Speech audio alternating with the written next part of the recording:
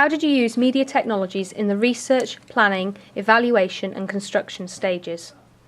We filmed using a HD camera, which meant our shots were in high definition, making it easier to zoom in and out without losing focus or the image going pixelated. The image stabilisation feature made it a lot easier to keep the image still and sturdy with a combination of good quality tripod. We then uploaded all of our footage onto the Apple Macs so we could edit the cuts accordingly to create our music video.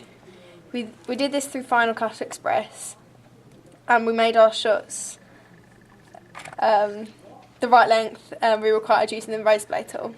Once all of our shots were of the correct length and in time for the lip syncing, we then changed the colour of the performance shots. We did this by changing our colour filter on the Macs to being sepia.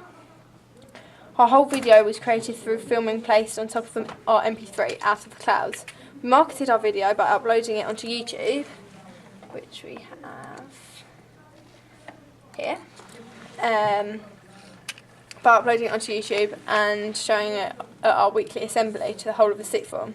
This was a really useful aspect of our audience feedback, as we handed out a questionnaire at the end which was filled in and returned to us. This was really useful as we knew what we could improve on and what was a success in our video.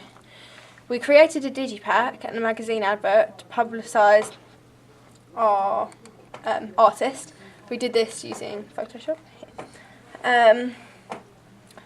Firstly, we took a large number of photos on the new iPhone with HD. This was very useful as we could upload them straight to Facebook and Blogger.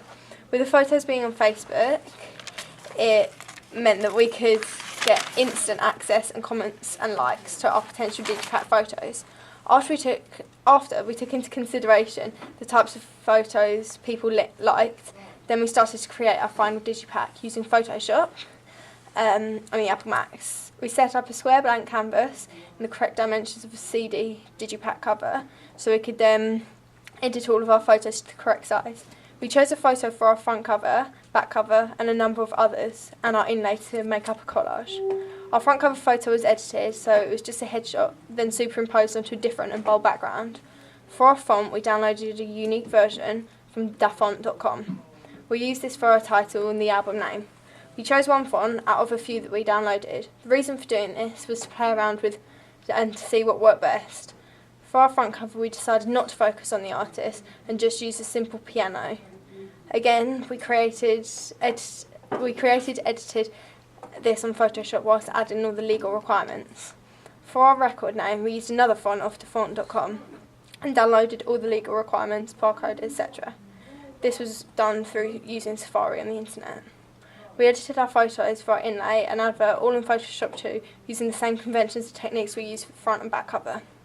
We searched for our artists on MySpace and YouTube, and we emailed them to ask permission for their song, but we didn't get many replies. I'll show you. We did it on YouTube, through MySpace here, official web pages, and through Facebook. Especially from the bigger artists, we didn't get many replies. We finally got a positive reply from Nick Gardner, the person who sings our song, via YouTube. Whilst planning what we were going to include in our music video, we researched a lot of similar artists through Facebook pages, MySpace pages, YouTube channels and general TV music channels. For example, MTV and The Hits. We looked at conventions and costumes, set and the mise-en-scène ideas to see whether we could be influenced in any way. Whilst researching what we were going to include in our digipack, we looked at many similar artist digipacks and album covers and magazine adverts. We did this through Safari, high street shops, Amazon, iTunes and the artists' websites.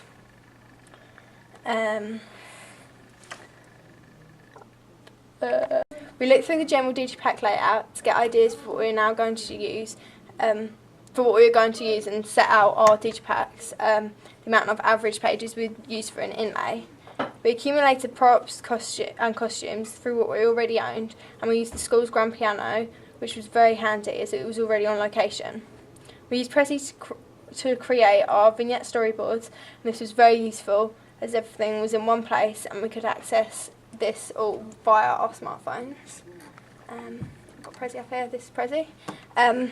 Everyone in our group owned a smartphone, which was good. as it was incredibly handy and we could access the internet for inspiration whilst on location. We could also upload footage straight to Facebook, where we were able to get instant feedback and access to photos and short shots. We also used Prezi to create and show all the input from our audience feedback and uploaded a photo of a spider diagram we created. The MP3, we also had the MP3 on our smartphones, which was very useful as we could play the song to our performer/actor and he could get the lip sync for the words perfectly, so that when we came to edit it, it would match up to the actual audio. For part of my evaluation, I've created it all on Blogger and used print screens for my video as well as other people's videos. This is my blog. Also, before we edited our video in Final Cut Express, we were unsure on many things we were going to have to do to achieve creating a professional music video. So before I started the editing, I watched the whole tutorial on Final Cut Express via YouTube, so I could keep referring to this throughout my days of editing.